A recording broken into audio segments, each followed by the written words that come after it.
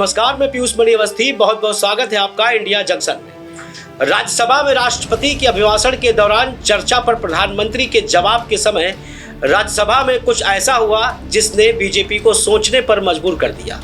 मल्लिकार्जुन खड़गे गुस्से में आए तो वहीं शरद पवार ने बीजेपी के शीर्ष नेतृत्व को अल्टीमेटम दे डाला। सब कुछ चल ही रहा था कि अचानक पीएम मोदी उस समय सन्न रह गए जब कुछ ऐसा हुआ जो उनसे देखा नहीं गया। आखिरकार राज्यसभा में ऐसा क्या हुआ जो इस समय बन गया है चर्चा का विषय और उड़ गई है मोदी की नींद। ये सब कुछ हम दिखाएंगे इंडिया जंक्शन की इस रिपोर्ट में। जोर का झटका धीरे से। कल संसद में जो कुछ हुआ उससे कहीं ना कहीं बीजेपी की किरकिरी हुई है। मल्लिकार्जुन खड़गे ने जिस तरह से संसद में मोदी सरकार को घेरा, उससे सरकार का कटघरे में आना लाजमी था। दरअसल कल उच्च सदन में ऐसा कुछ हुआ था जिस पर पूरे देश की निगाहें टिकी हुई थी। ऐसा क्या हुआ था जिसने सत्ता में बैठे बीजेपी को सोचने पर मजबूर कर दिया?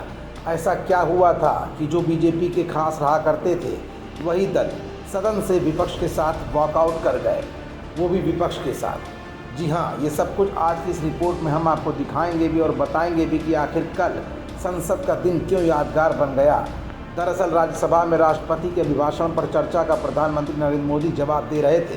सामने थे विपक्ष के सवालों के वो घेरे जिसके आगे बीजेपी जवाब देने में असमर्थ दिख रही थी। लिहाजा विपक्ष की ओर से शामिल राष्ट्रीय अध्यक्ष मल्लिकार्जुन खड़गे की बातों को नज़रअंदाज किया गया। खास तौर पर उच्च सदन में वॉकआउट प्रधानमंत्री के पूर्व यूपीए अध्यक्ष सोनिया गांधी पर कटाक्ष करने के बाद हुआ था। पीएम मोदी ने कहा कि ये लोग ऑटो पायलट और रिमोट पायलट पर सरकार चलाने के आदी हैं। वो काम करने में विश्वास नहीं करते, वो बस इंतज़ार करना जानते हैं। इसके बाद विपक्ष ने सदन में ज़ोरदार हंगामा किया और वॉकआउट कर गए। वॉकआउट के तुरंत बाद मल्लिकार्जुन खड़गे ने भी प्रधानमंत्री पर जमकर निशाना साधा। खड़गे ने कहा कि झूठ बोलना, लोगों को गुमराह करना और सच्चाई से परे बात कहना बीजेपी की आदत में शुमार है। खड़गे ने आगे ये भी कहा कि मैंने उनसे पूछा कि जब वो संविधान के बारे में बोल रहे थे तो आपने संविधान नहीं बनाया, आप लोग उसके खिलाफ थे। मैं सिर्फ ये स्पष्ट करना चाहता था कि कौन संविधान के पक्ष में था और कौन इसके खिलाफ था। इधर विपक्ष ने राज्यसभा से वॉकआउट किया। उधर राष्ट्रवादी कांग्रेस पार्टी एनसीपी के प्रमुख शरद पवार ने भी सरकार को घेर लिया। पवार ने कहा कि प्रधानमंत्री नरेंद्र मोदी और सदन के सभापति को मल्लिकार्जुन खड़गे का सम्मान करना चाहिए क्योंकि वो संवैधानिक पद पर हैं। उनका सम्मान करना पीएम और सभापति दोनों की ही जिम्मेदारी है। लेकिन आज सदन में ये सब नज़रअंदाज किया गया, इसलिए पूरा विपक्ष उनके साथ है और इसलिए हमने भी सदन से वॉकआउट किया।